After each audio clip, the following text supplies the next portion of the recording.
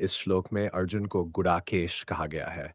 गुडाका का अर्थ है नींद, और जो नींद को जीत लेता है वह गुडाकेश है। नींद का अर्थ अज्ञान भी है। अतः अर्जुन ने कृष्ण की मित्रता के कारण नींद तथा अज्ञान दोनों पर विजय प्राप्त की थी। कृष्ण के भक्त के रूप में वह कृष्ण को क्षण भर भी नहीं भुला पाया, क्योंकि भक्त का स्वभाव ही ऐसा होता है। यहाँ तक कि चलते अथवा सोते हुए भी कृष्ण के नाम, रूप, गुणों तथा लीलाओं के चिंतन से भक्त कभी मुक्त नहीं रह सकता।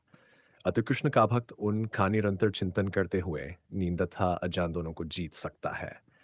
इसी को कृभावनामृत या समाधि कहते हैं। प्रत्येक जीव की इंद्रियों तथा मन के निर्देशक अर्थात ऋषिकेश के रूप में कृष्ण अर्जुन के मंतव्य को समझ गए कि वह क्यों सेनाओं के मध्य में को खड़ा करवाना चाहता है। अतः उन्होंने वैसा ही किया और फिर वे इस प्रकार बोले। समस्त जीवों के परमात्मा स्वरूप भगवान कृष्ण यह जानते थे कि अर्जुन के मन में क्या बीत रहा है। इस प्रसंग में शिष्य शब्द का प्रयोग सूचित करता है कि वे सब कुछ जानते थे।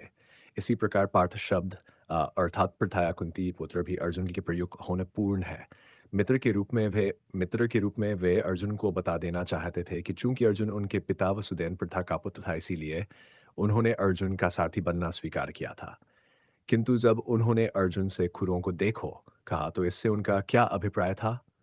क्या अर्जुन वहीं पर रुककर युद्ध करना नहीं चाहता था? कृष्ण को अपनी बुआ पृथा के पुत्र से कभी भी ऐसी आशा नहीं थी। इस प्रकार से कृष्ण ने अपने अपने मित्र की मनस्थिति की पूर्व सूचना परिहासवश दी है। अर्जुन युद्ध भूमि में अपने सभी संबंधियों को देख सका। वह अपने पिता के समकालीन भूरिश्रवा जैसे व्यक्तियों, भीष्म तथा सोमदत्त जैसे पितामहों, द्रोणाचार्य तथा कृपाचार्य जैसे गुरुओं, शल्य तथा शकुनी जैसे मामाओं, दुर्योधन जैसे भाइयों, लक्ष्मण जैसे पुत्रों भाई, अश्वत्थामा जैसे मित्रों एवं कृतवर्मा जैसे शुभचिंतकों को देख सका। वह उन सेनाओं को भी देख सका जिनमें उसके अनेक मित्र थे। जब कुंती पुत्र अर्जुन ने मित्रों तथा संबंधियों की इन विभिन्न श्रेणियों को देखा तो वह करुणा से अभिभूत हो गया और इस प्रकार बोला। यथार्थ भक्ति से युक्त मनुष्य में वे सारे सद्गुण रहते हैं जो सत्पुरुषों या देवताओं में पाए जाते हैं। जबकि अभक्त अपनी शिक्षा तथा संस्कृति के द्वारा भौतिक योग्यताओं में चाहे कितना ही उन्नत क्यों न हो, इन ईश्वरीय गुणों से विहीन। अतः स्वजनों, मित्रों तथा संबंधियों को युद्ध भूमि में देखते ही अर्जुन उन सबों के लिए करुणा से अभिभूत हो गया जिन्होंने परस्पर युद्ध करने का निश्चय किया था। जहां तक उसके अपने सैनिकों का संबंध था, वह उनके प्रति प्रारंभ से दयालु था, किंतु विपक्षी दल के सैनिकों की आसन्न मृत्यु को देखकर वह उन पर भी दया का अनुभव कर रहा था। और जब वह इस प्रकार सोच रहा था तो उसके अंगों में कंपन होने लगा और मुंह सूख गया। उन सबको युद्धाभिमुख देखकर उसे आश्चर्य भी हुआ। प्राय सारा कुटुंब, अर्जुन के सगे संबंधी उससे युद्ध करने आए थे। यद्यपि इसका उल्लेख नहीं है, किंतु तो भी सहज अनुमान लगाया जा सकता है कि न केवल उसके अंग कांप रहे थे और मुंह सूख रहा था, अपितु वह दयावश रुदन भी कर रहा था। अर्जुन में ऐसे लक्षण किसी दुर्बलता के कारण नहीं, अपितु हृदय की कोमलता के कारण थे, जो भगवान के शुद्ध भक्त का लक्षण है। अतः कहा गया है, यस्यास्ति भक्तिर्भगवत्या किंचना सर्वैर्गुणैस्तर समास्ते सुरा हराव भक्त से कुतो महद्गुना मनोरथे नास्ति धावतो बहि।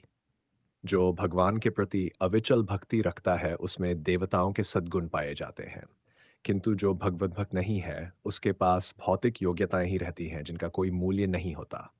इसका कारण यह है कि वह मानसिक धरातल पर मुड़ाता रहता है और ज्वलंत माया के द्वारा अवश्य ही आकृष्ट होता है। शरीर में दो प्रकार का कंपन होता है और रोंगटे भी दो प्रकार से खड़े होते हैं। ऐसा या तो आध्यात्मिक परमानंद के समय या भौतिक परिस्थितियों में अत्यधिक भय उत्पन्न होने पर होता है। दिव्य साक्षात्कार में कोई भय नहीं होता। इस अवस्था में अर्जुन के जो लक्षण है वे भौतिक भय अर्थात जीवन की हानि के कारण है। अन्य लक्षणों से भी यह स्पष्ट है। वह इतना अधीर हो गया कि उसका विख्यात धनुष्कांडी उसके हाथों से सरक रहा था और उसकी त्वचा में जलन उत्पन्न हो रही थी। यह सब लक्षण देहात्म बुद्धि से जन्य है। अपने अधैर्य के कारण अर्जुन युद्ध भूमि में खड़ा रहने में असमर्थ था और अपने मन की इस दुर्बलता के कारण उसे आत्मविस्मृति हो रही थी।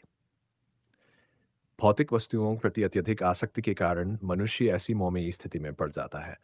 ऐसा भय था मानसिक असंतुलन उन व्यक्तियों में उत्पन्न होता है जो भौतिक परिस्थितियों से ग्रस्त होते हैं। अर्जुन को युद्ध भूमि में केवल दुखदायक जय की प्रतीति हो रही थी, वह शत्रु पर विजय पाकर भी सुखी नहीं होगा। निमित्तानि विपरीतानि शब्द महत्वपूर्ण है। जब मनुष्य को अपनी आशाओं में केवल निराशा दिखती है, तो वह सोचता है, मैं यहाँ क्यों हूँ? प्रत्येक प्राणी अपने में तथा अपने स्वार्थ में रुचि रखता है। किसी की भी परमात्मा में रुचि नहीं होती। कृष्ण की इच्छा से अर्जुन अपने स्वार्थ के प्रति अज्ञान दिखा रहा है। मनुष्य का वास्तविक स्वार्थ तो विष्णु या कृष्ण में निहित है। बद्ध जीव इसे भूल जाता है, इसीलिए उसे भौतिक कष्ट उठाने पड़ते हैं। अर्जुन ने सोचा कि उसकी विजय केवल उसके शोक का कारण बन सकती है।